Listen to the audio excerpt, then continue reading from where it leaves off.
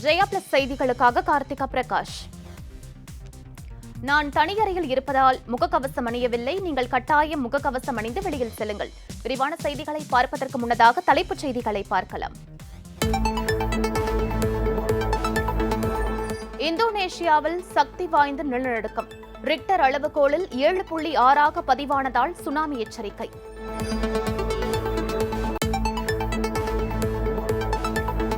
மத்திய அரசின் தவறான பொருளாதார கொள்கை மற்றும் விலைவாசி உயர்வுக்கு எதிராக களம் இறங்கும் ராகுல் காந்தி.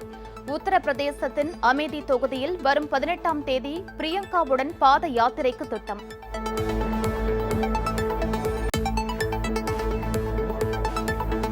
சிபிஎஸ்இ தேர்வு வினாத்தாளில் பெண்கள் பற்றி இடம்பெற்ற சர்ச்சை கேள்வி.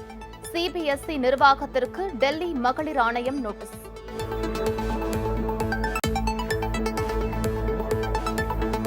இந்தியாவில் கொரோனா தினசரி எண்ணிக்கை 6000க்கும் கீழ் சரிவு.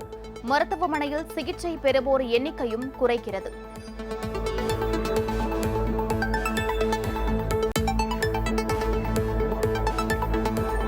திருச்சியில் துப்பாக்கி தொழிற்சாலையில் நடைபெற்று வரும் ஆயுத கண்காட்சி. நாட்டின் 75வது சுதந்திர தினத்தை ஒட்டி ஏற்பாடு.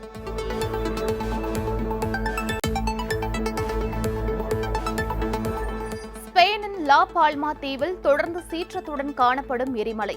நெருப்பு குழம்பை வெளியேற்றுவதால் காற்றின் தரம் மேலும் பாதிப்பு.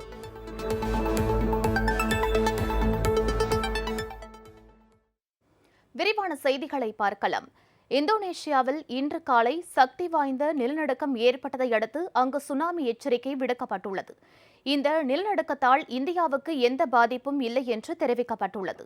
இந்தோனேஷியாவின் புளோரஸ் தீவில் இன்று காலை சக்தி வாய்ந்த நிலநடுக்கம் ஏற்பட்டதாகவும் இது ரிக்டர் அளவில் 7.6 பதிவானதாகவும் அமெரிக்க புவியியல் ஆய்வு மையம் கூறியுள்ளது.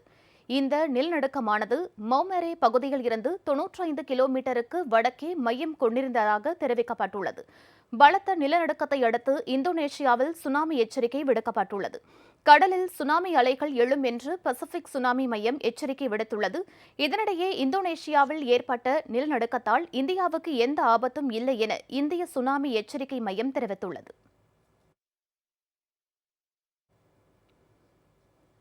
இந்தியாவில் கொரோனா தினசரி பாதிப்பு எண்ணிக்கை 6000க்கும் கீழ் சரிந்துள்ளது. தொற்றுக்கு மருத்துவமனையில் சிகிச்சை பெறுவோர் எண்ணிக்கையும் 90,000க்கும் கீழ் குறைந்துள்ளது. நாடு முழுவதும் கடந்த 24 மணி நேரத்தில் 5784 பேருக்கு புதிதாக கொரோனா தொற்று ஏற்பட்டுள்ளது. இதன் மூலம் கொரோனா பாதிப்பு மொத்த எண்ணிக்கை 3,47,03,644 அதிகரித்துள்ளது. கடந்த 24 மணி நேரத்தில் 252 பேர் தொற்றுக்கு மரணமடைந்துள்ளதாகவும் இதன் மூலம் கொரோனா மொத்த பலி எண்ணிக்கை 4,75,888 அதிகரித்துள்ளதாகவும் மத்திய சுகாதாரத்துறை அமைச்சகம் கூறியுள்ளது. 88,993 பேர் மருத்துவமனைகளில் கொரோனாவுக்கு சிகிச்சை பெற்று வருவதாகவும் இதுவரை 3,41,38,763 பேர் கொரோனா தொற்றில் இருந்து குணமடைந்துள்ளதாகவும் நேற்று ஒரே நாளில் 7,995 பேர் தொற்றில் இருந்து மீண்டுள்ளதாகவும் தெரிவிக்கப்பட்டுள்ளது. இதனிடையே இன்று காலை 8 மணி நிலவரப்படி நாடு முழுவதும் 133,88,12,577 டோஸ் கொரோனா தடுப்பூசிகள் போடப்பட்டுள்ளதாக மத்திய சுகாதாரத்துறை கூறியுள்ளது.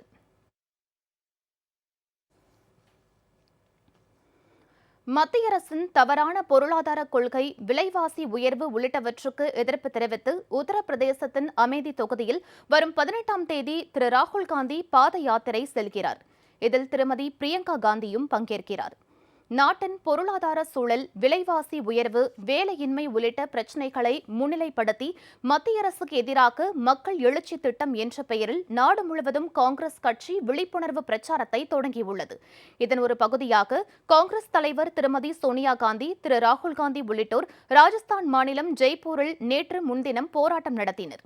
இந்நிலையில் உத்தரப்பிரதேசத்தின் அமேதி நாடாளுமன்ற தொகுதியில் வரும் 18ஆம் தேதி திரு ராகுல் காந்தி பாத யாத்திரை செல்கிறார்.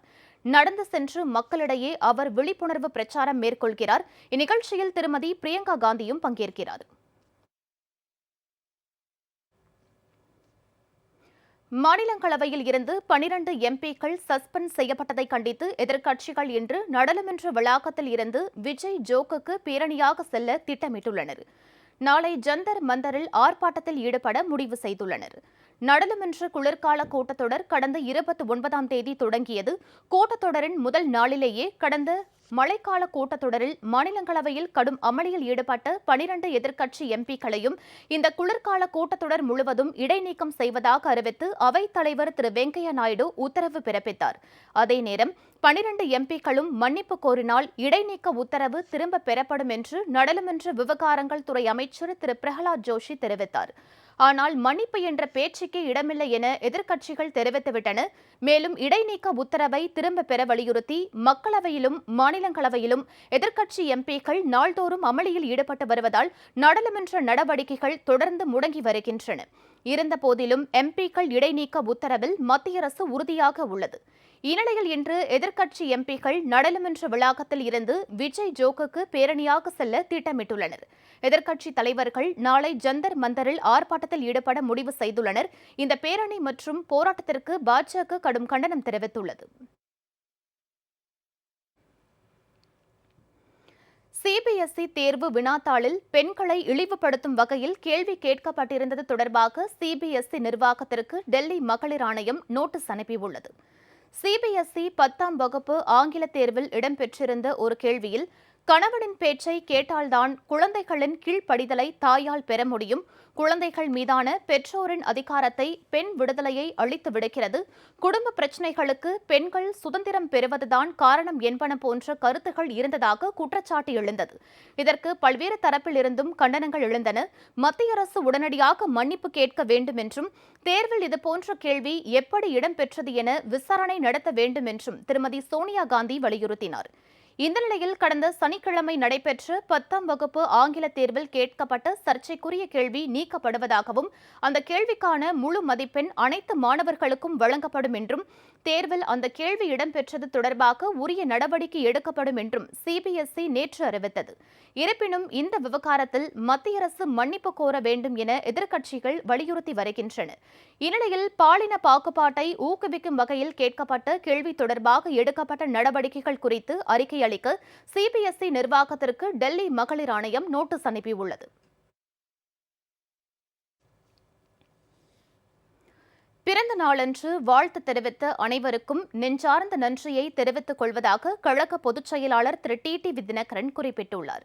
அம்மா மக்கள் முன்னேற்றக் கழக பொதுச் செயலாளர் திரு டிடிவி தினகரன் ட்விட்டரில் பதிவிட்டுள்ள செய்தியில் தன்னுடைய பிறந்த நாளில் தொலைபேசி, குறுஞ்செய்தி மற்றும் சமூக வலைதளங்கள் மூலமாக வாழ்த்துக்களை தெரிவித்த இனிய உள்ளங்களுக்கும் மற்றும் தன் பேரன்புக்குரிய கழக உடன்பிறப்புகளுக்கும் நெஞ்சார்ந்த நன்றியை தெரிவித்துக் கொள்வதாக குறிப்பிட்டுள்ளார். நாட்டின் 75வது சுதந்திர தினத்தை கொண்டாடும் வகையில் திருச்சியில் உள்ள துப்பாக்கி தொழிற்சாலையில் நடைபெற்று வரும் ஆயுத கண்காட்சியை பொதுமக்களும் சிறுவர்களும் ஆர்வத்துடன் கண்டு களித்தனர். நாட்டின் 75வது சுதந்திர தினத்தை கொண்டாடும் வகையில் நாடு முழுவதும் பல்வேறு நிகழ்ச்சிகளும் கொண்டாட்டங்களும் நடைபெற்று வருகின்றன. இதன் ஒரு பகுதியாக திருச்சி துப்பாக்கி தொழிற்சாலையில் ஆயுத கண்காட்சி நேற்று தொடங்கியது. மத்திய அமைச்சர் திரு ராஜ்நாத் சிங் காணொலி வாயிலாக கண்காட்சியை தொடங்கி வைத்தார். வரும் 19ஆம் தேதி வரை இக்கண்காட்சி நடைபெறவுள்ளது. இந்த கண்காட்சியில் முப்படைகளில் பயன்படுத்தப்படும் பிஸ்டல்கள், நீர்மூழ்கிகளில் பயன்படுத்தப்படும் நவீன பாதுகாப்பு ஆயுதங்கள், 2ஆம் உலகப் போரில் பயன்படுத்தப்பட்ட பழங்கால ஆயுதங்கள் முதல் நவீன கால ஆயுதங்கள் வரையிலும் மற்றும் திருச்சி துப்பாக்கி தொழிற்சாலையில் தயாரிக்கப்படும் பல்வேறு வகையான துப்பாக்கிகளும் இந்த கண்காட்சியில் இடம்பெற்றிருந்தன. Here we have displayed all the weapons of the Second World War also, whichever we were having, as well as whatever range we are producing in Ordnance Factory Trichy, all we have displayed here. Some of them are of the very advanced technology also. I hope the public, students, the children will like it. இதெல்லாம் புதுசா பார்க்கறது ரொம்ப அதிசயமா இருக்குது. இவ்வளோ நாள் டிவியில தான் பார்த்துருக்கோம், இப்போதான் வந்து நேரில் பார்க்குறோம். இதெல்லாம் ஒரிஜினலாக பார்க்கும்போது நல்லா இருக்குது, டிஃப்ரெண்ட்டாக இருக்குது அனுபவம். இந்த குழந்தைங்களாம் பார்க்கும்போது நல்லா இன்ட்ரெஸ்ட்டாக பார்த்துட்டு இருக்காங்க. நிறைய வெரைட்டிஸ் இருக்குது. கப்பலில் வச்சு சுடுறதெல்லாம் இப்போ தான் நேரடியாக பார்க்குறேன் நான்.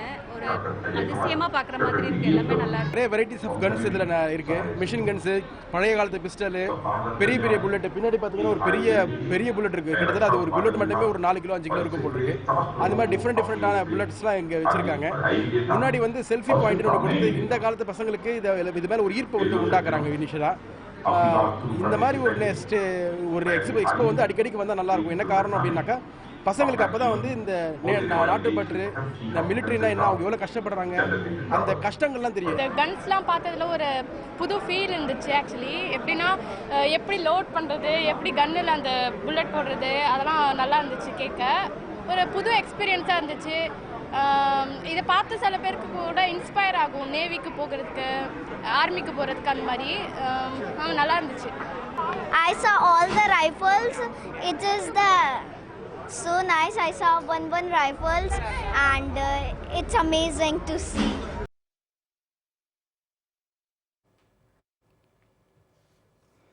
இந்தியாவில் ஒமிக்ரான் கொரோனா வைரஸால் பாதிக்கப்பட்டோர் எண்ணிக்கை 41ஆக அதிகரித்துள்ளது.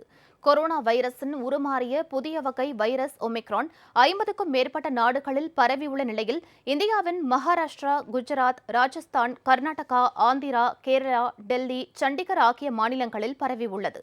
நேற்று ஒரே நாளில் மகாராஷ்டிராவில் 2 குஜராத் மாநிலம் சூரத்தில் 1 ஒமிக்ரான் கொரோனா தொற்று உறுதியாகியுள்ளது. நாடு முழுவதும் 41 பேர் ஒமிக்ரான் தொற்றால் பாதிக்கப்பட்டுள்ளனர். அதிகபட்சமாக மகாராஷ்டிராவில் 20 பேருக்கும், ராஜஸ்தானில் 9 பேருக்கும், கர்நாடகா, குஜராத்தில் தலா 3 பேருக்கும், டெல்லியில் 2 பேருக்கும், கேரளா, ஆந்திரா மற்றும் சண்டிகரில் தலா 1 ஒமிக்ரான் பாதிப்பு உறுதியாகியுள்ளது. அமெரிக்காவில் சூறாவளியால் மிக கடுமையாக பாதிக்கப்பட்டுள்ள கென்டக்கி மாகாணத்தை அதிபர் ஜோ பைடன் நாளை ஆய்வு செய்ய உள்ளார். அமெரிக்காவின் கென்டக்கி, இல்லினாய்ஸ் உள்ளிட்ட 5 மாநிலங்களில் கடந்த வெள்ளிக்கிழமை இரவு பலத்த சூறாவளி வீசியது. இதில் 6 குழந்தைகள் உட்பட 74 பேர் உயிரிழந்துள்ளதாக அதிகாரப்பூர்வமாக அறிவிக்கப்பட்டுள்ளது. பல்லாயிரக்கணக்கானோர் வீடுகளை இழந்து தவித்து வருகின்றனர். இந்த சூறாவளியினால் ஏற்பட்ட பாதிப்புகள் குறித்து அதிகாரிகளிடம் கேட்டறிந்த அதிபர் ஜோ பைடன், சூறாவளியால் கடுமையாக பாதிக்கப்பட்ட மேஃபீல்ட், டவுசன் ஸ்பிரிங்ஸ் உள்ளிட்ட பகுதிகளில் நாளை ஆய்வு செய்யவுள்ளார். சூறாவளியால் பாதிக்கப்பட்ட மக்களுக்கு தேவையான அனைத்து உதவிகளும் செய்யப்படும் என அதிபர் ஜோ பைடன் உறுதியளித்துள்ளார்.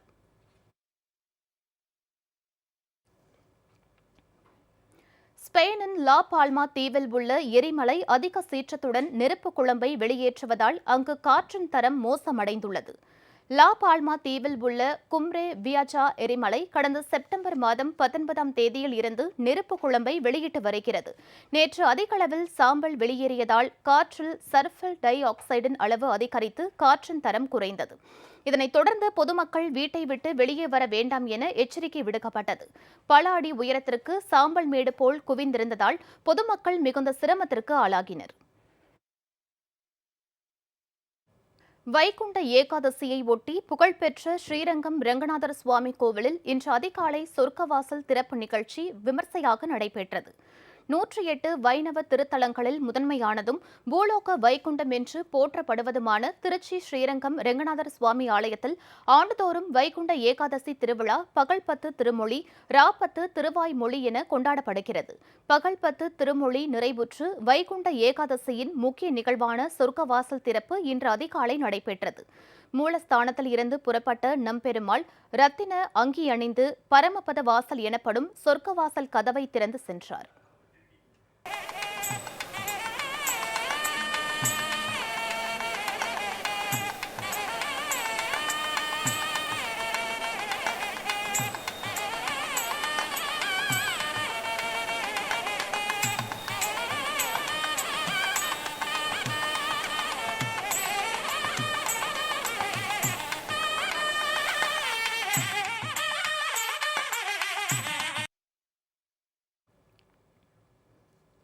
வைகுண்ட ஏகாதசி விழாவை ஒட்டி பெரம்பலூர் மதன கோபால சுவாமி கோவிலில் சொர்க்கவாசல் திறப்பு நிகழ்வு வெகு விமர்சையாக நடைபெற்றது. வைகுண்ட ஏகாதசி விழாவை ஒட்டி அந்தந்த வைணவ தலங்களில் சொர்க்கவாசல் திறப்பு நிகழ்ச்சி இன்று நடைபெற்றது. அதன்படி பெரம்பலூர் நகர்ப்புற பகுதியில் அமைந்துள்ள மரகதவள்ளி தாயார் உடனுறை மதன கோபால சுவாமி திருக்கோவிலில் வைகுண்ட ஏகாதசி விழா வெகு விமரிசையாக நடைபெற்றது. கடந்த 4ஆம் தேதி பகல் 10 விழாவை தொடங்கி ஒவ்வொரு நாளும் மதன கோபால சுவாமி பக்தர்களுக்கு பல்வேறு சிறப்பு அலங்காரங்களுடன் காட்சியளித்தார். நேற்று மோகினி அலங்காரம் நடைபெற்றது. விழாவின் முக்கிய நிகழ்வான இன்று அதிகாலை மதன கோபால சுவாமி சிறப்பு அபிஷேகமும் மலர் அலங்காரமும் செய்யப்பட்டு தொடர்ந்து சிறப்பு பூஜைகளுக்கு பிறகு சொர்க்கவாசல் திறக்கப்பட்டது. சொர்க்கவாசல் வழியாக வந்த மதன கோபால சுவாமி பக்தர்களுக்கு காட்சியளித்தார்.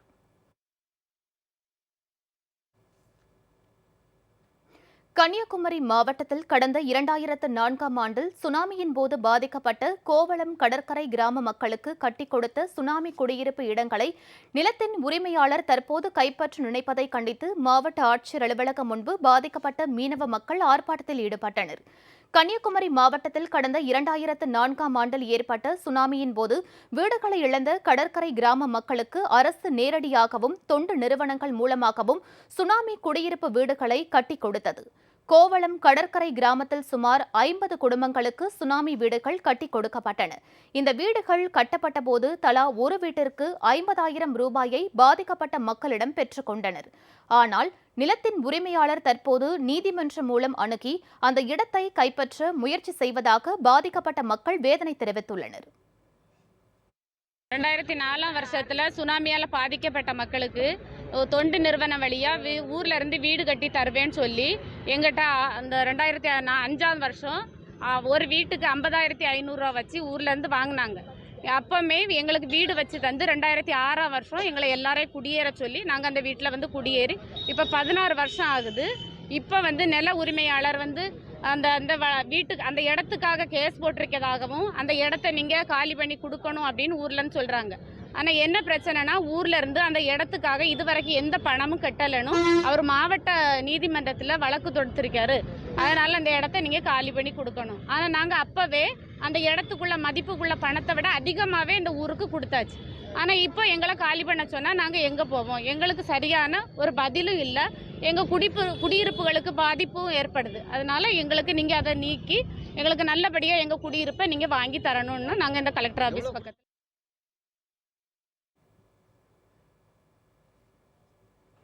அமமுக பொதுச் செயலாளர் திரு டிடிவி தினகரனின் பிறந்த நாளை ஒட்டி கழக தொண்டர்கள் ஏழை எளிய மக்களுக்கு நலத்திட்ட உதவிகளை வழங்கி வருகின்றனர். திரு டிடிவி தினகரனின் அறிவுறுத்தலை பின்பற்றி எளிய முறையில் அவரது பிறந்த நாளை கொண்டாடினர். மாவட்ட கழகம் சார்பில் திருமதி குன்னம் ஸ்ரீ மங்களாம்பிகை சமேத ஸ்ரீ கோட்டீஸ்வரர் சிவாலயத்தில் சிறப்பு வழிபாடு நடைபெற்றது.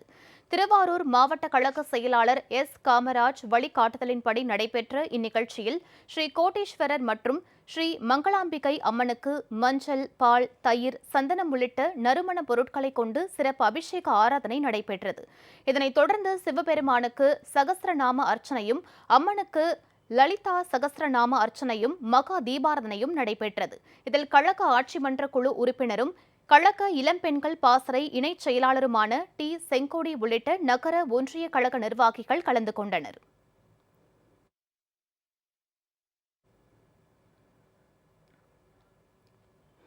ஈரோடு புறநகர் மாவட்டம் அந்தியூர் ஒன்றிய கழகம் சார்பில் அந்தியூர் பத்ரகாளியம்மன் கோவிலில் சிறப்பு அபிஷேகம், பூஜைகள் செய்து வழிபாடு, பொதுமக்களுக்கு அன்னதானம் வழங்கப்பட்டது.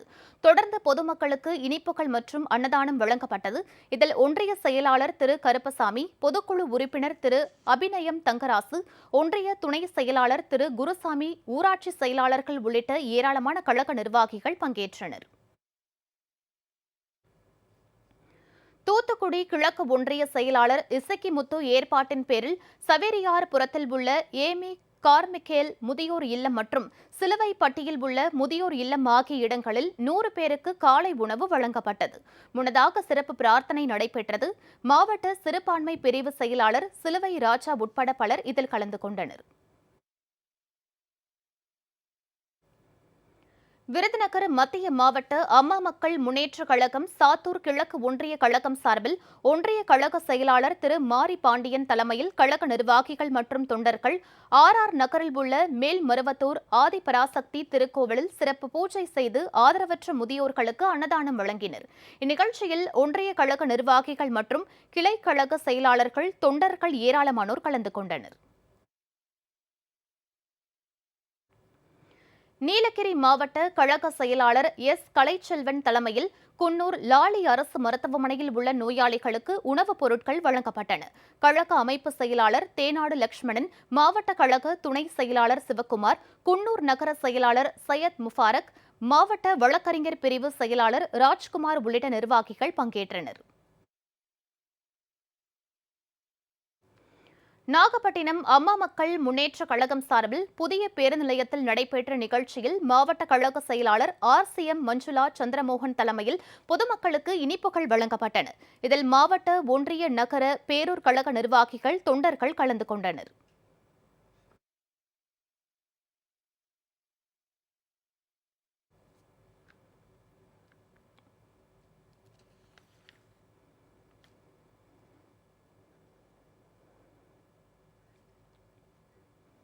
இனிவரும் செய்திகளை வேகச் செய்திகளாக தற்போது பார்க்கலாம்.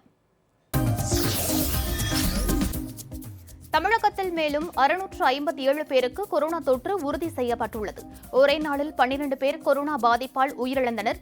702 பேர் கொரோனா தொற்றில் இருந்து குணமடைந்து வீடு திரும்பினர். தற்போதைய நிலவரப்படி 7666 பேர் கொரோனாவுக்கு சிகிச்சை பெற்று வருவதாக தமிழக சுகாதாரத்துறை தகவல் தெரிவித்துள்ளது.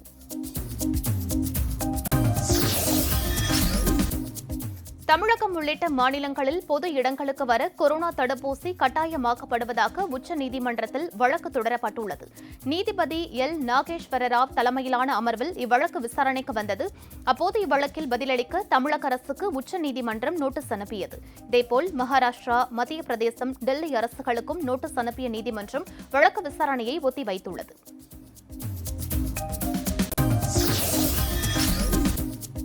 நீர்மூழ்கி கப்பல் தாக்குதலை தடுக்கும் வகையில் வடிவமைக்கப்பட்டுள்ள அதிநவீன டொர்பிடோ ஏவுகணை சோதனை வெற்றி பெற்றதாக இந்திய பாதுகாப்பு ஆராய்ச்சி மற்றும் வளர்ச்சி அமைப்பு தெரிவித்துள்ளது.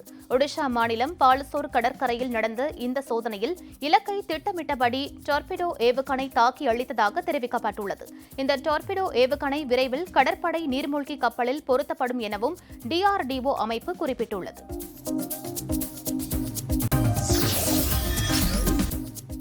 மனைவிக்கு தெரியாமல் அவரது செல்போன் உரையாடலை பதிவு செய்வது தனிநபர் உரிமை மீறலாகும் என பஞ்சாப் மற்றும் ஹரியானா உயர்நீதிமன்றம் தெரிவித்துள்ளது. மனைவியிடம் இருந்து விவாகரத்து கோரிய கணவர் இருவருக்கும் இடையிலான செல்போன் உரையாடலை ஆதாரமாக அளித்தார். இது தொடர்பான வழக்கை விசாரித்த நீதிமன்றம், ஒருவருக்கு தெரியாமல் உரையாடலை பதிவு செய்வது உரிமை மீறல் என்றும், அவ்வாறு பதிவு செய்பவர்களுக்கு பேசும் நபரின் சூழ்நிலை குறித்து முழுமையாக புரிதல் இருக்காது என்றும் தெரிவித்தது.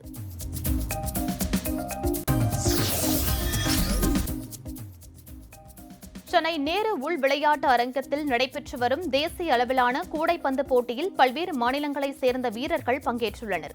3 ஆண்டுகளுக்கு பிறகு நடைபெறும் இப்போட்டி 13ஆம் தேதி முதல் 17ஆம் தேதி வரை நடத்தப்படுகிறது. இதில் தமிழ்நாடு, பாண்டிச்சேரி, கர்நாடகா, கேரளா, ஆந்திரா, தெலுங்கானா மாநிலங்களைச் சேர்ந்த விளையாட்டு வீரர்கள் பங்கேற்றுள்ளனர்.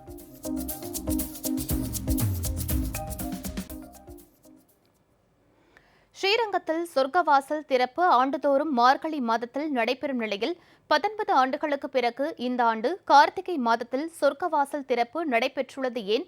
சொர்க்கவாசல் வழியாக 9 நாட்களில் எப்போது வேண்டுமானாலும் சென்றால் நன்மை உண்டா என்பது குறித்தும் ஸ்ரீரங்கத்தை சேர்ந்த பட்டர் முனைவர் திரு லட்சுமி குமாரிடம் நமது செய்தியாளர் இளவரசன் நடத்திய சிறப்பு நேர்காணலை தற்போது பார்க்கலாம். மார்கழி மாதத்தில் தான் வைகுண்ட ஏகாதசி விழா நடைபெறும். 19 ஆண்டுகளுக்கு பிறகு இந்த வருடம் கார்த்திகை மாதத்தில் இந்த வைகுண்ட ஏகாதசி விழா நடைபெற்றுள்ளது. அதாவது 19 வருடங்களுக்கு பிறகு கார்த்திகை மாதத்தில் ஏன் வைகுண்ட ஏகாதசி விழா நடைபெறுவது என்பது குறித்து நம்மளுடைய விளக்கம் அளிக்க ஸ்ரீரங்கத்தைச் சேர்ந்த முனைவர் லட்சுமி குமார் நம்முடைய இணைந்திருக்கிறார். அவரிடம் இந்த கேள்வியை முன்வைப்போம்.